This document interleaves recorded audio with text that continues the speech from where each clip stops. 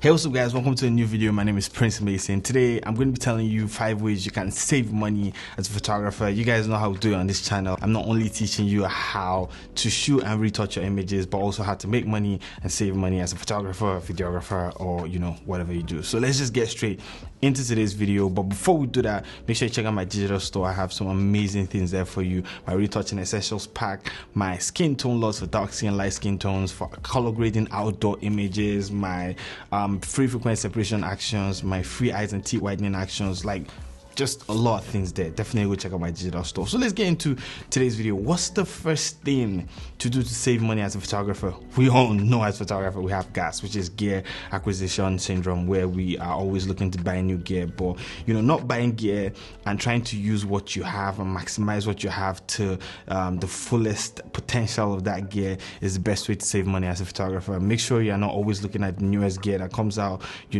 Use what you have to achieve the best you can. And if you feel like you need a little bit more to go further, then fine, go ahead and spend that money. But always make sure you're investing in what you need, from camera, lenses, lights. Just make sure you're investing in something that you're using all the time. Check out your gear, ask yourself, what am I using all the time?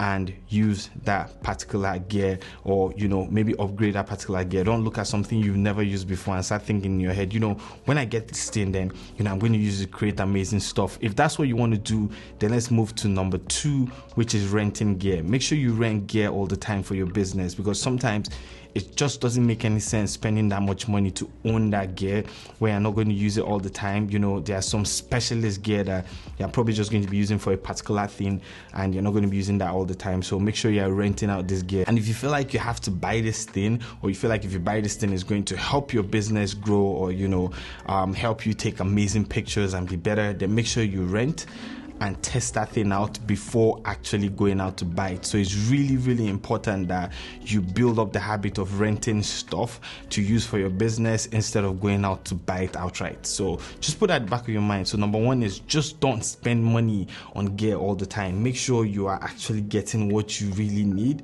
and what works for your business. I know we all get up in this whole YouTube craze where new cameras are coming out, and we on YouTube are always talking about the new cameras and get the R5, get this, get that. But at the end of the day, you only know how deep your pockets are, and you have to save, because it's not just photography, it's not just buying gear.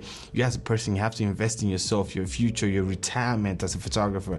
Remember, you're not going to do this forever, and when you're done, it's not like you have a company that is going to be paying your retirement. If you're doing this full time, you have to take care of yourself. So put that in the back of your mind. Always be mindful of how you spend money when it comes to buying gear. And if you think you absolutely need this gear, rent it, test it out. And if it's something you use once in a while, then rent it for that particular shoot and give it back. Now, the good thing about renting stuff for a particular shoot is that you can easily put it as part of the client's budget, and the client pays for that particular thing, so you don't need to take out of your money to go and pay for it. So so just make sure you're not spending too much money on gear. Now, the next thing I want to talk about when it comes to saving money is, if you have something that you're not using regularly, then go ahead and sell it. You don't need to keep it. If it's something you use once in a while, then like I said, it's better you are renting it and using it, so that money can be put in other parts of your business, or you can just save that money or invest it somewhere. So if you have something that's just been sitting in your bag for years, for months, and it's something that you do not use, then by all means sell it off. Take the money and put it into some other part of your business, and maybe that will have more use than something just sitting in your bag or sitting in your house and you're not using it. Every photographer has that thing that's just sitting in that house that they are not using.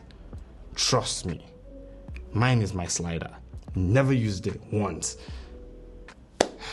Couldn't use it for my next shoot though.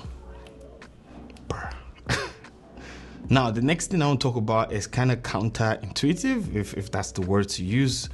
Correct me if it's not, but yeah, you guys get what I'm saying. But it is, do not be cheap. There are some things that you should not be cheap about. Sometimes you have to go out and spend a lot of money to buy some certain things, so you never ever have to spend money on that thing again for like next 5 to 10 years. So I see a lot of people. Let me just give you a very simple example. You're trying to buy a tablet, the graphics tablet, right? And you look for the cheapest Chinese build. You guys don't get me wrong, China makes amazing things, but at the same time, things that come out there that are not great. But I mean, almost everything we use now is made in China.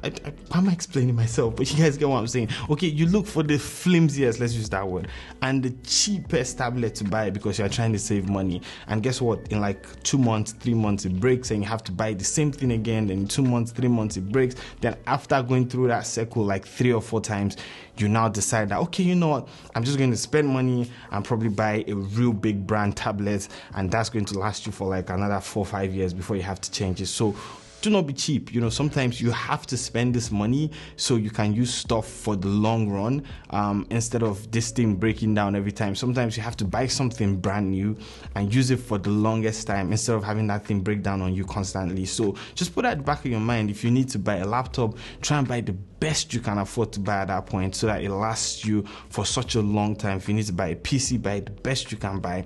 If you need to buy a camera, buy the best you can buy at that point. You know, something that fits your budget. Do not be cheap when it comes to buying gear, because I'm not saying you shouldn't buy things that are affordable. Don't buy things that are cheap, because they're two different things. So don't spend your money buying really cheap things expecting them to outlast the original expensive stuff, because we know that for you to get something that is going to last long, then for the most part it's sometimes it's quite pricey, especially in the photography world that we're in. So put that at the back of your mind. Do not be cheap, because being cheap means that you eventually spend more money on that thing that you're trying to buy. So let's talk about the last thing. The last thing is very simple. Time is money. You know, try and learn how to outsource your projects. Not every part of your project. After shooting, maybe outsource your retouching. Just outsource different parts of your project. You know, if you're somebody that you want to do everything yourself, you want to style, you want to do the makeup, you want to do this, just outsource some certain parts of your project, because at the end of the day, if you're not spending time doing that thing, then you can be spending that time working on more projects and you're going to earn more money. So I know that's a little bit different, but it's still a way of making more money, because if you make more money, you can save more money. You guys get what I'm saying? So that's about it. That's it. Quick, simple, straight to the point. These are ways that I feel like photographers can save money. These are ways that I've tried to save money, you know, in the past, and I'm still learning how to save money with this. And that's about it. And the last thing I'm going to add is just learn how to save a lot of the money you make as a photographer. You know, don't be out frivolously spending money and trying to get every single thing that you can get. What I try to do is save at least, or you know, almost 50% of my purse every time, and the rest can go for other things like taxes. You know, if I have to spend money in the studio, if I have to do this, if I have to eat, then the other 50 goes there. And that's why, you know, I can afford sometimes to say, okay, you know what, the camera I'm using is not good enough for me right now, then I'll upgrade it. So put that at the back of your mind. Always try and save as a photographer, and once you've saved, try and invest. Anyways, thanks so much for watching today's video. I'll see you guys in the next one. Have an amazing day, guys. If you love today's video, hold on, give it a thumbs up. If you want to see more content like this, subscribe, hit the bell icon, and I'll see you guys in the next video. Have an amazing day, guys. My name is Prince Mason. Peace out.